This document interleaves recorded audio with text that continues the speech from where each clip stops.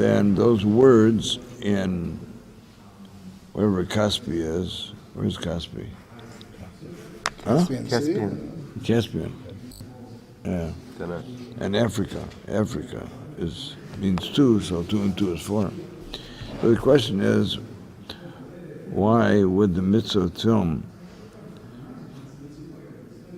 be relegated to a drash that informs us what we need to do in terms of foreign languages?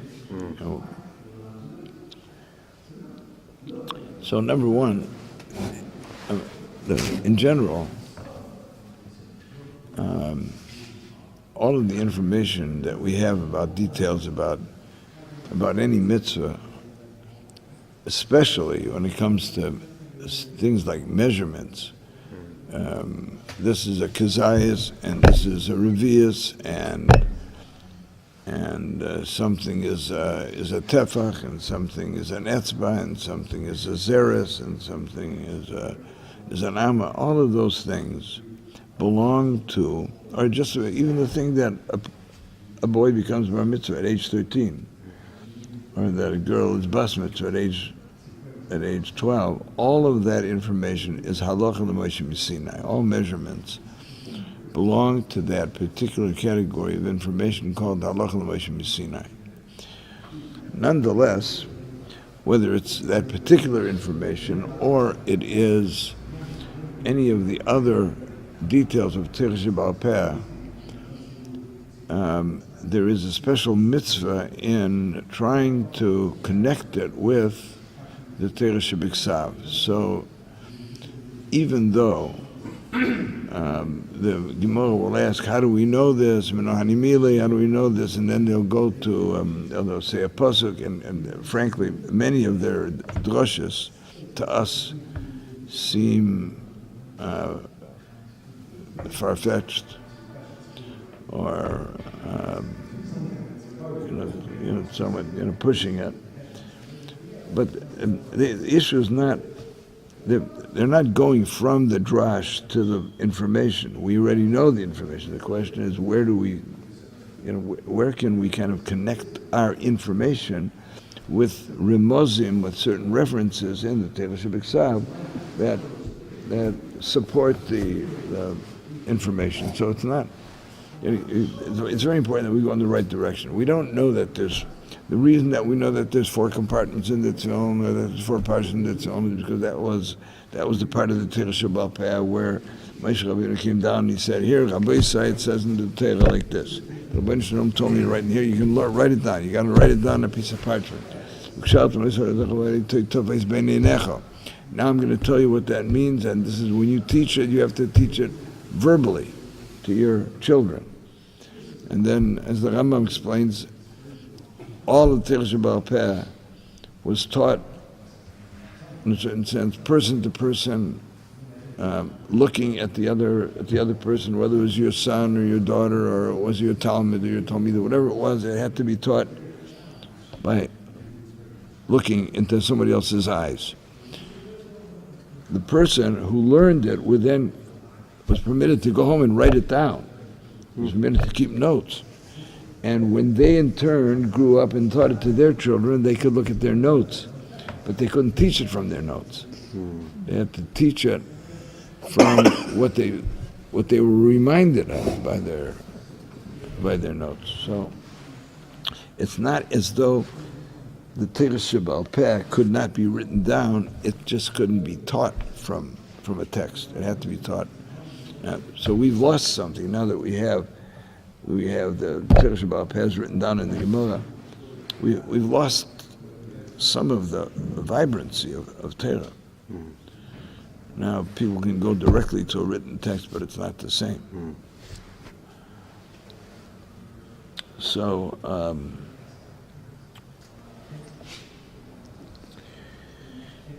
so this thing about appealing to foreign languages is not because that's how we know it. It's that's we're asking ourselves the question: how can we connect the fact that we have 4 batim in the Shal Rosh, or 4 pashas in the Tzulim? How do we connect it up with the word teitofes, so that's the, you know what, this is,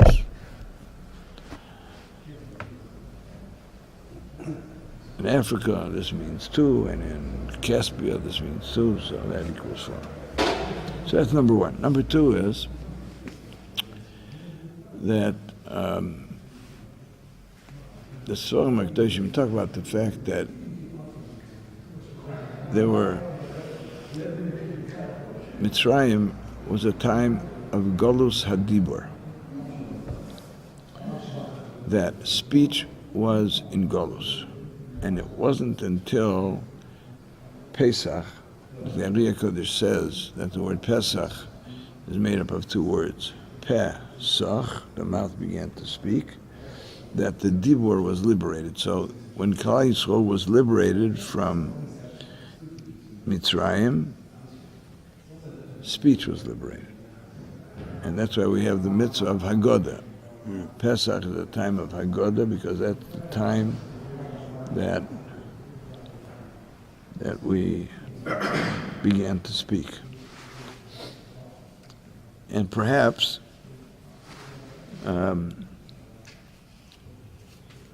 the significance of asking questions is integrally intertwined with being able to speak, because it's not just being able to speak, but being able to probe, being able to challenge, being able to, because the ability to know something is dependent. It's really dependent on our asking questions. Every Dvar Torah begins with a question, and the reason every Dvar Torah begins with a question is because the question serves as the kli. It serves as something that enables you to receive the information. And without a question, you really don't have anything to put it in. So, the Bnei Yisrael are called the people of the book, and maybe we should be called the people of the word, but maybe we should be called the people of the question, because we are, the reason that we're so successful in all areas of life is because we dare to ask questions. I think I told you this Votum, Rabbi Michel, he told his Talmidim, his Hasidim, that there was a world in which, a parallel world to ours, and everything is exactly the same. They're people, they're born, they die, they go to work, they eat, they sleep, they bet on football games, they do everything. But it's an Olam HaTohu, it's a world of illusion. So one of his of illusion. It's not a real world. Tohu. So when Chassidim said to him, Rebbe, if it's exactly like ours, how do we know that we are not in the Olam HaTohu? So the Rabbinim said, because in the Olam HaTohu, you cannot ask that question. You can't question whether you're in the Olam HaTohu. It doesn't occur to anybody to ask the question. So what's uniquely real about our world is that we can question our existence. We can question the meaning of our lives.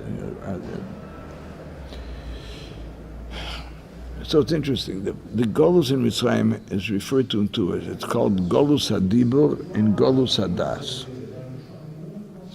And it's all, it's that we should know. So there's an intellectual knowing, and then there is a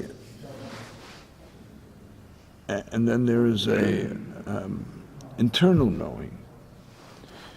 So there's a lot of people in Ein Yaakov. There's a girsa that we don't have in our Gemara in Brachas, which says Ganva b'machtarta nachmonekaya.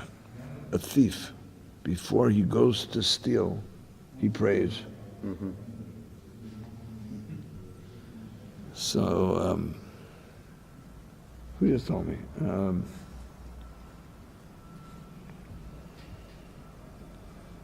I think you told me, right? About the fellow that you met on the airplane. He met he was an Israeli? Yeah. An Israeli. So he told them, Baruch Hashem, I'm an apikoros. That's great. That's a It's like this federation volunteer comes to a house in a very, very Christian neighborhood. And he comes in and he says, is this where Mr. Van Richard lives here? Yes. Well, I'm here on behalf of the Jewish Federation to solicit you on behalf of the Jewish. Excuse me, do you know where you are? This neighborhood does not have any Jews, and I'm not Jewish, and I'm not going to give you any money, so please leave.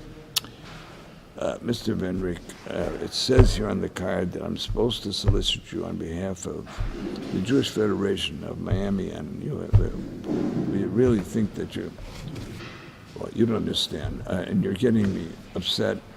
Please leave immediately. I'm not giving the Jewish. I have it on the card here. It says that I'm supposed to solicit you. It must be that the Jewish Federation is making a mistake, so I want to talk to you about the importance of this charity. Listen, I'm not Jewish. My wife is not Jewish. My father, Olav Shalom, also wasn't Jewish. My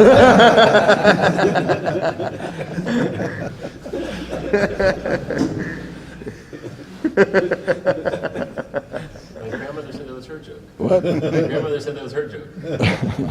Right.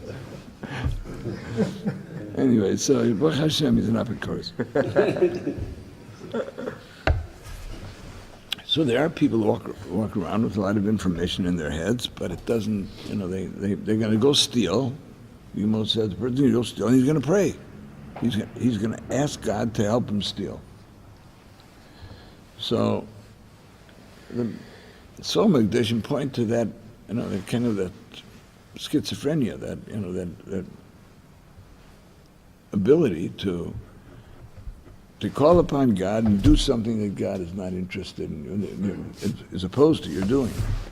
So there's a lack of integration, and they call that in the Soul Magdashim something that derives from Mitzrayim, and that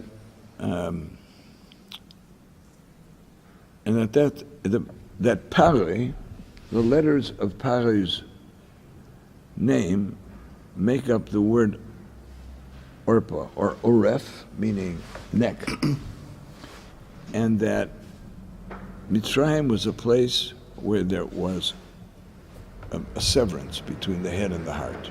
The Oref, the Ksher Oref, came between the head and the heart. There's a beautiful verse in Rav Shitzurov. Rav Shitzurov says that the Torah Shebal Peh begins with the letter Mem.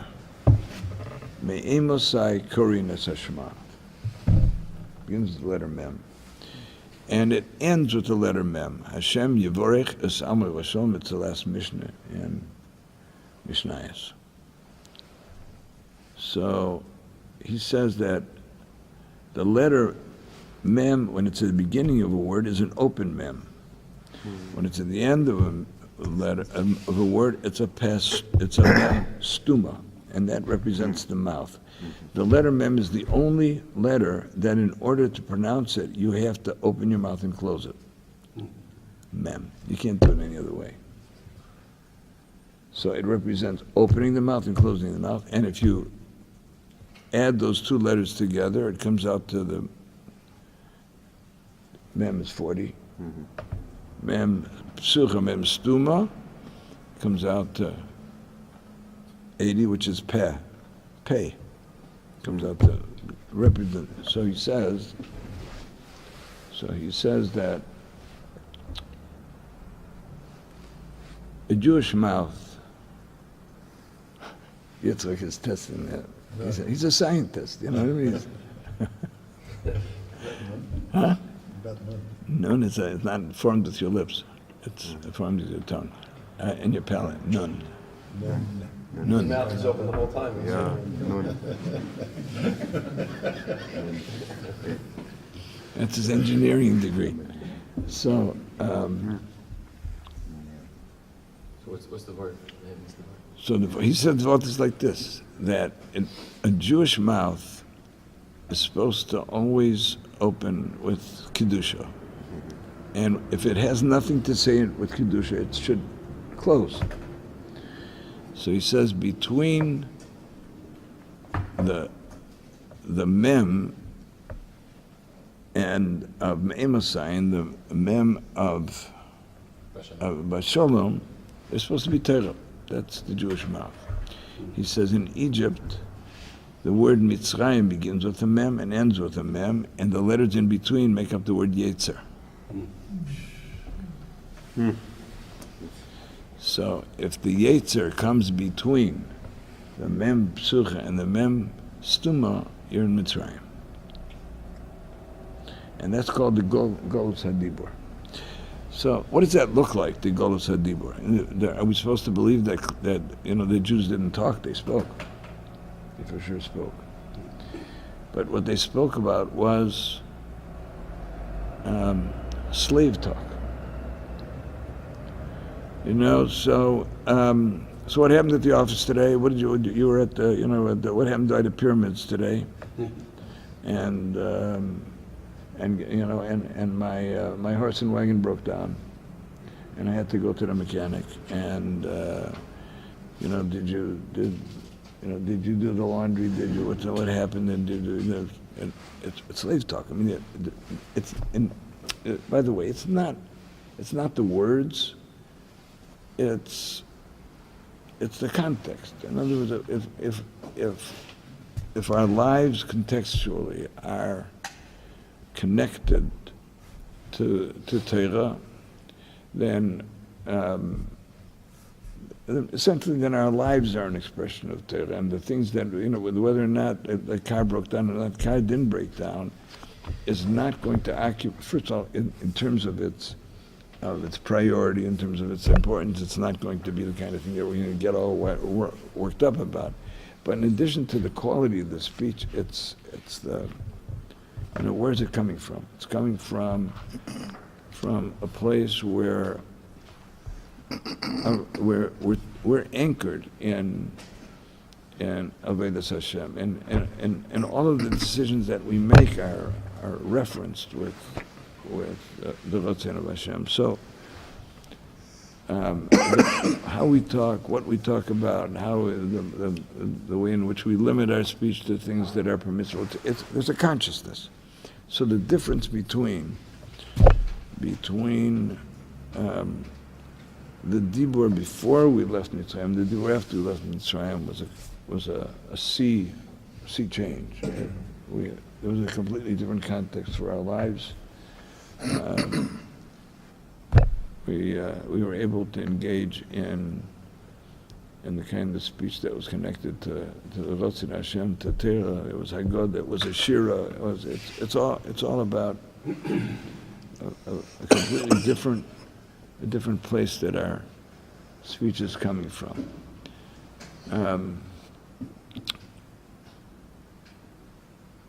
So the connection between our minds and our hearts, and having our speech be a reflection of our inner essence.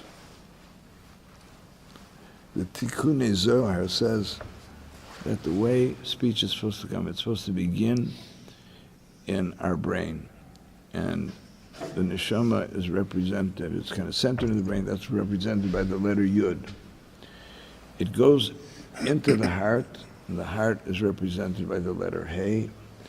Then the heart is moved to,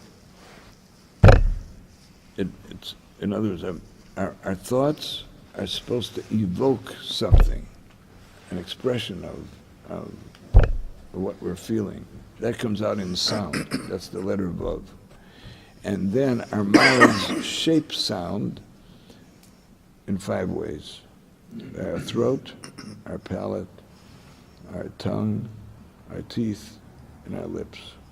It's the Hemitzay Sapah. It's words come out with the last. So that's the way it's supposed to go. It's supposed to. In other words, when we speak, what should be coming out when it's consistent, when it's whole, when it's wholesome, when it represents the human being in the healthiest way, is the Shem Hashem. That's what comes out. The Shem Yud Kei Vav Kei.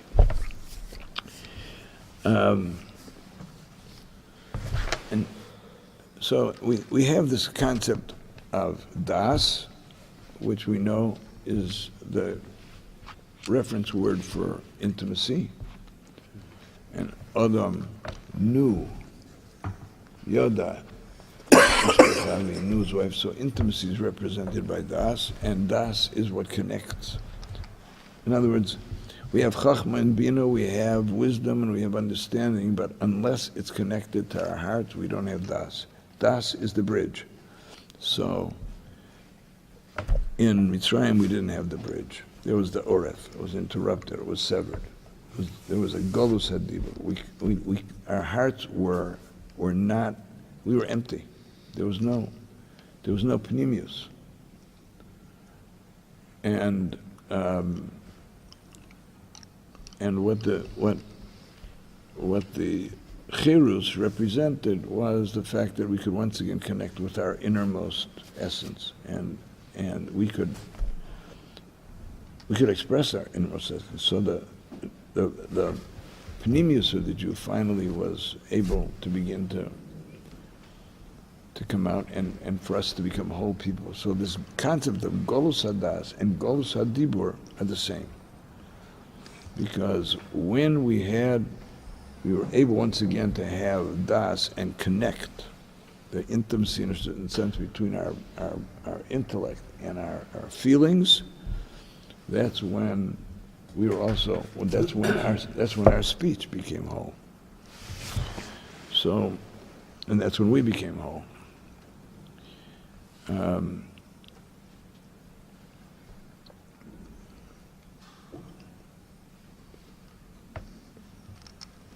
Sorry, you said Galus Hadas and Galus Hadibur were the same thing.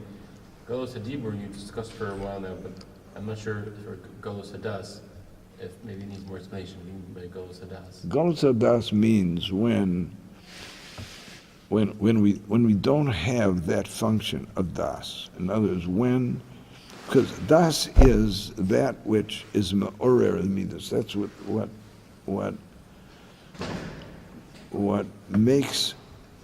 what makes intellectual, the intellect, it transforms it into, it makes it real. In other words, as long as what we have is all cerebral, as long as it's all in the realm of academic, it's all abstract. So it's not real.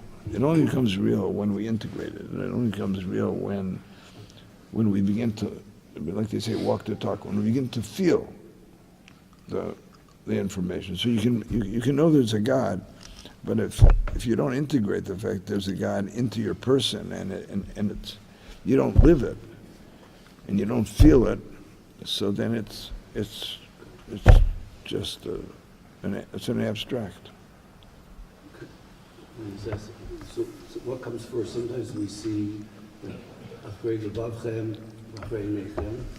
So first it starts in the heart and then it works out. Other times we say from the head to the heart. All right. So we talk about the fact that sometimes you can't get through.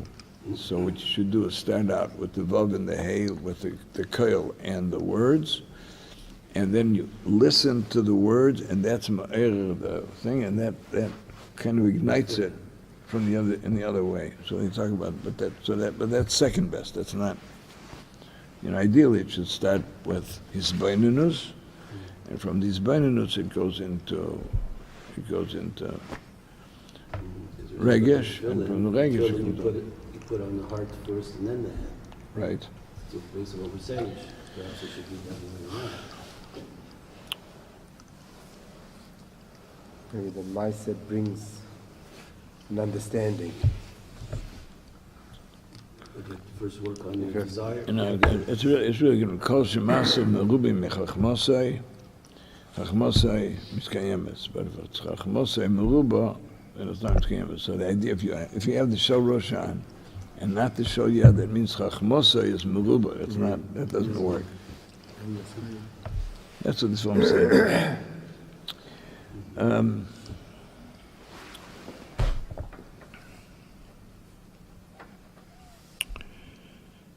So,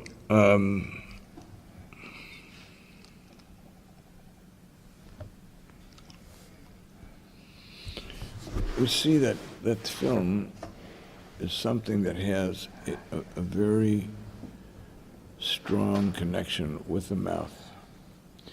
Film has to be made from the mantia teras Hashem beficha, right? So, film has to be made from the hide of a kosher animal, even if it was an avela, but it's got to be a kosher species. The Chazal Darshan, talking to this week's parsha, I think, right at the end of the parsha.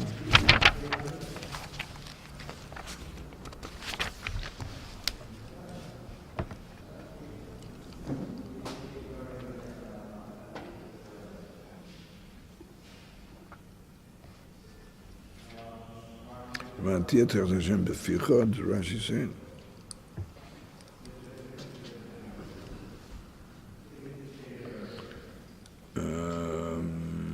Pasuk Tes. No.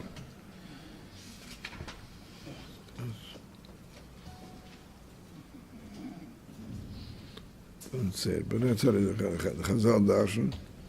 That has to be made from dough that's good. At muta beficha.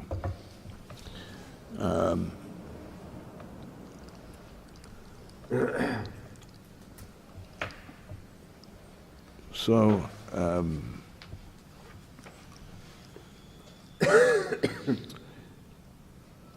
and there are other references to how the film relate to the power of speech.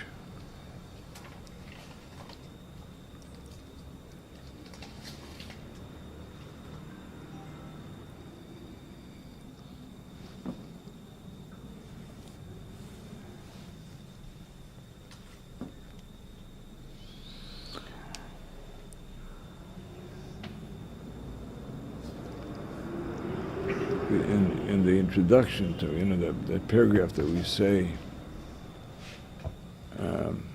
before we put on our film, let's go.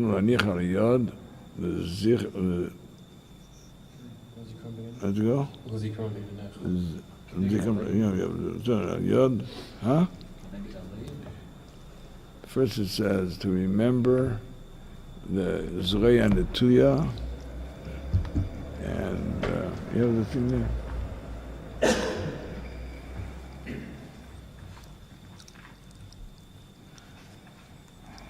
What's the lesson there? Okay, mitzvahs, verses, short Rios, in Marba Parshios. Yeah. שיש בהם ייחודו ואחדותו יסבק שמו בעולם. ושנזכה ונפלא שעשה עמנו והוצאנו ממצרים. מצרים. אשר לו הכוח, הממשל העליון ותחתונים לעשות בהם כרצונו. וציוונו להניח על היוד. וזיכרון לזרוע הנטויה. הנטויה. הלב. Right. But you see that. Right. But you see that there is a that the tune are integrally connected with Yetzias Mitzrayim and to get our hearts involved and dedicate both the thoughts of our hearts and the thoughts of our brain and right. So it's all it's to put those things together.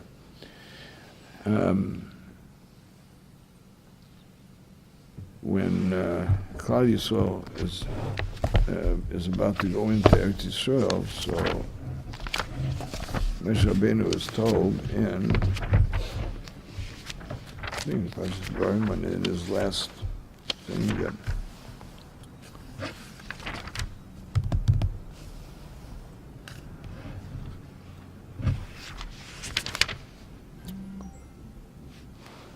where is that? Where with the stones. He's supposed to write B'Shivim Lashon.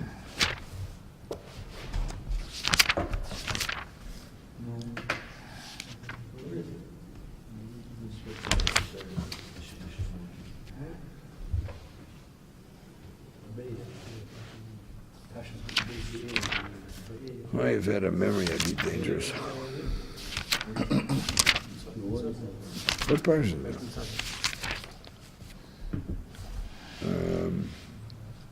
KSY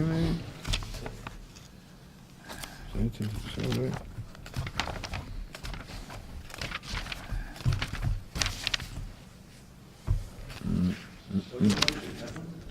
Huh?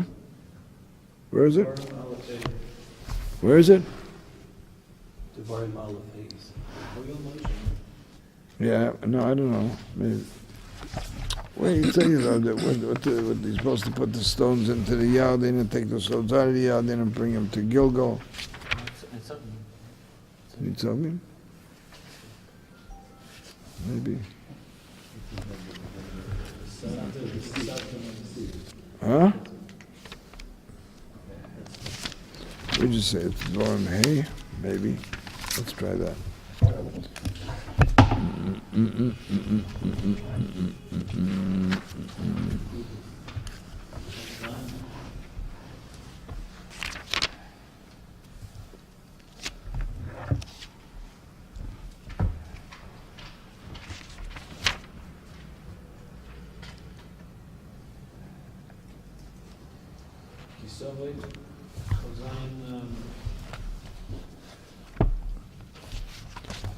Yeah. Where is it? Oh. So when you go to the Yarden, when he's in Zwerg, when he's in Zwerg, when he's in Zwerg, when he's in Zwerg, by Heitev, Rashi says, B'Shivim Lashon. You want to say that? B'Shivim Lashon. You should write on the stone the Torah Kedusha in 70 languages. So the Soul Mekdesh, you say, what do you have to? What's the point? What was the point in writing? So he said that Moshe Rabbeinu needed to record the Torah in every language of the world, because wherever Klal Yisrael goes and whatever culture they are, which is expressed by language, they should be able to connect to the Torah Kedusha through that language. So the tefillin, which are, for a variety of reasons, are all about the function of the way in which Jews talk. Connection of mind and heart, and a connection with Yetzias Mitzrayim and the liberation from the Golus Hadibul and Golus Hadas. So it's appropriate that in that which represents speech, that there should be some connection with the fact that the very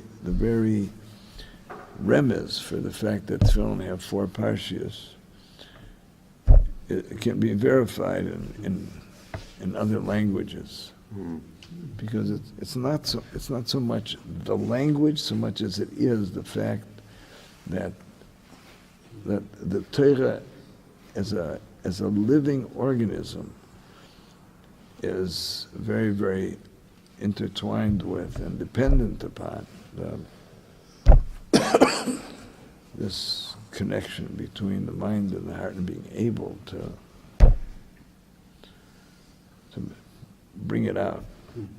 It's you know, the fact that a person is a speaking being is because he has a neshama. Vayipach ba'apav. Right? The Targum says.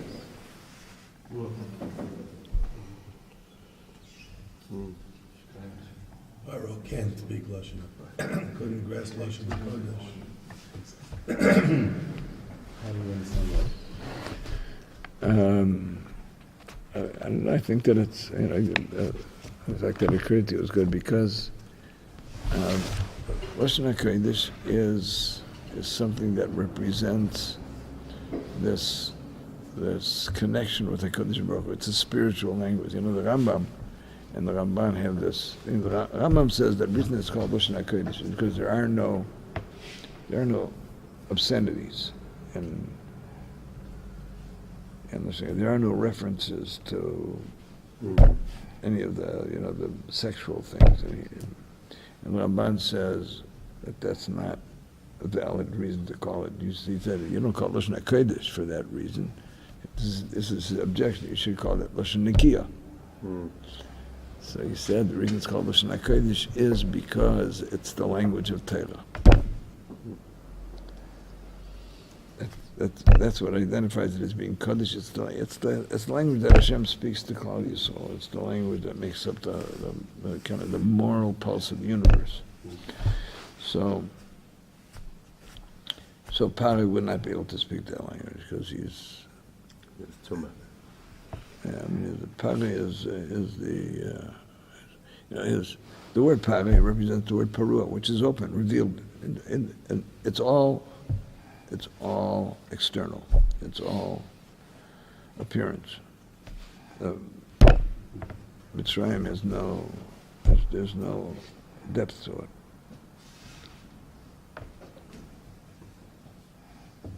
Could it be also that he doesn't grasp what Klal Yisrael is because of that?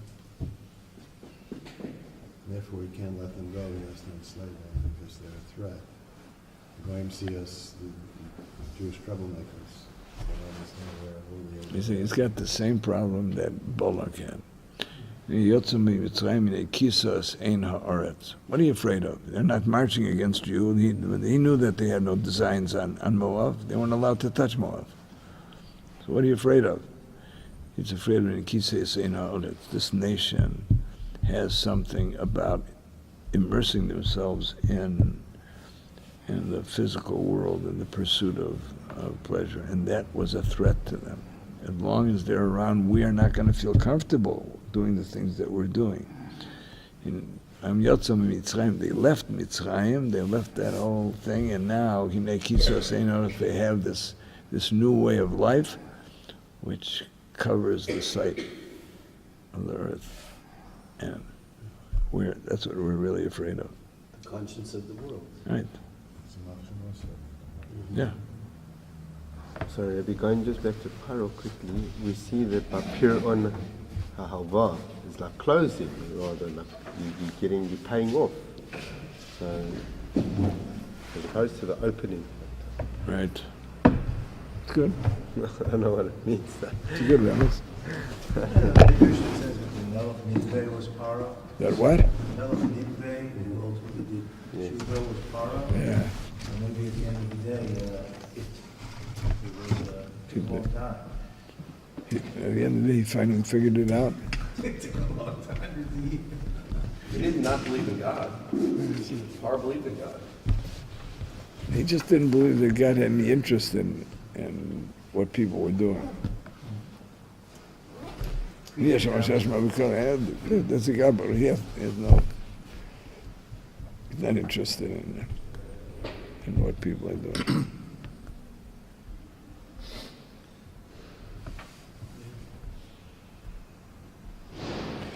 So everybody has to say something. Tell him today, said, I have what to do with my midrash shiur tonight. So far, we are out to lunch. So if you say a kapitel Tehillim, maybe Hashem will inspire me. You know the story of the Hagar and the Suda Shalom? You should ask him. Huh? Spoil it, but I tell you. Okay, I'll ask him. You're going to have a share of how it's luckily maybe problematic to come to Eretz Israel for 3 months and leave. Maybe there are issues there. Maybe you should look certain things up. Thanks a lot. Did you have a Jewish mother? Yes, I did.